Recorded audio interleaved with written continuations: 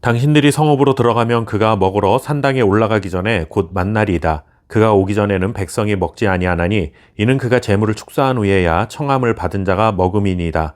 그러므로 지금 올라가소서 곧 그를 만나리이다 하는지라.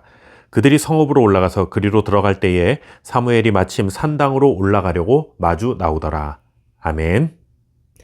인생을 돌아보면 그때 그 일이 왜 일어났을까 하고 묻게 되는 순간들이 있습니다.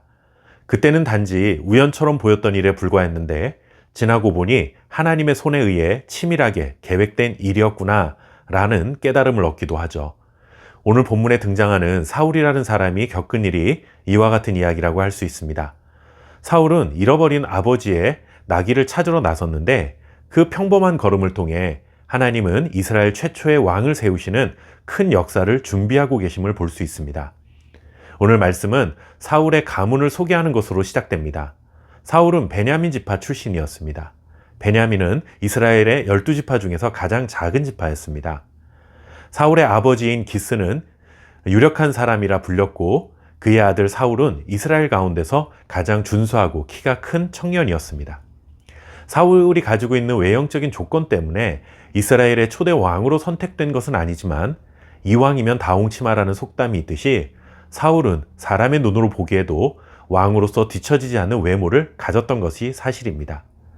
사울은 자신이 이스라엘 왕이 될 것이라는 것을 말 그대로 꿈에도 모르는 사람이었습니다. 그저 아버지의 명을 따라 잃어버린 나귀를 찾으러 길을 나섰을 뿐이죠. 사울은 에브라임 산지, 살리사, 사알림, 그리고 베냐민 땅까지 잃어버린 나귀를 찾기 위해 그가 헤매고 다녔던 길은 결코 짧지 않았습니다. 이렇게 고생하면서까지 나귀를 찾을 바에는 그냥 나귀를 포기하는 편이 나아 보이기도 하고 어디로 갔는지 알지도 못하는 나귀를 찾아 헤매는 것은 시간만 낭비하는 헛수고처럼 보이기도 합니다.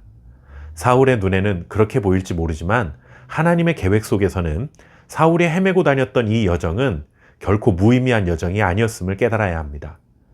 사울은 잃어버린 나귀를 찾으려 했지만 그런 사울을 이스라엘 왕으로 선택하신 하나님은 잃어버린 하나님의 백성을 다시 회복시키고자 하는 놀라운 계획을 세우고 계셨던 것입니다. 우리의 인생에도 이런 일들이 있습니다. 나의 인생에 닥친 여러 문제들을 해결하기 위해 내가 할 수 있는 일을 시작했을 뿐인데 나중에 보니 하나님의 놀라운 섭리를 깨닫게 되는 은혜를 경험해 보신 적이 분명 있을 것입니다. 이렇듯 하나님은 우리가 살아가는 일상의 일들을 통해 하나님의 크고 놀라운 계획을 이루시는 분이십니다. 우리의 눈에는 그저 당연한 일을 했을 뿐이고 혹은 우연처럼 일어난 일에 불과하지만 지나고 보면 이 모든 것이 하나님의 인도하심이었음을 깨닫고 그 은혜에 감사하게 되는 것이죠. 사울도 마찬가지였습니다. 그는 아버지의 명을 따라 잃어버린 나귀를 찾아 나서는 지극히 당연한 일을 했을 뿐입니다. 사울은 자신이 해야 할 일, 할 수 있는 일을 하고 있었던 것인데 하나님은 그런 사울을 하나님께서 계획하신 길로 이끌어가고 계셨습니다. 나귀를 찾던 사울과 사하는 물깃는 소녀들을 만나서 선견자가 어디에 있는지를 묻습니다. 그러자 소녀들은 이렇게 대답합니다. 지금 성읍에 오셨는데 다시 산당으로 올라가시기 전에 만날 수 있도록 서둘러야 한다고 알려주었습니다. 아직 산당에 올라가기 전이라 선견자를 만날 수 있다는 것이 그저 운이 좋은 우연한 만남처럼 보이지만 이 모든 것이 하나님의 인도하심이었음을 알아야 합니다. 14절 말씀을 보시면 그들이 성읍으로 올라가서 그리로 들어갈 때에 사무엘이 마침 산당으로 올라가려고 마주 나오더라 하고 말합니다. 사무엘이 마침 나왔다는 것은 운이 좋다는 것을 말하려는 것이 아니라 모든 것이 하나님의 뜻이었음을 알려주는 것입니다. 우리도 인생을 살아가면서 종종 마침 이것을 경험할 때가 있습니다.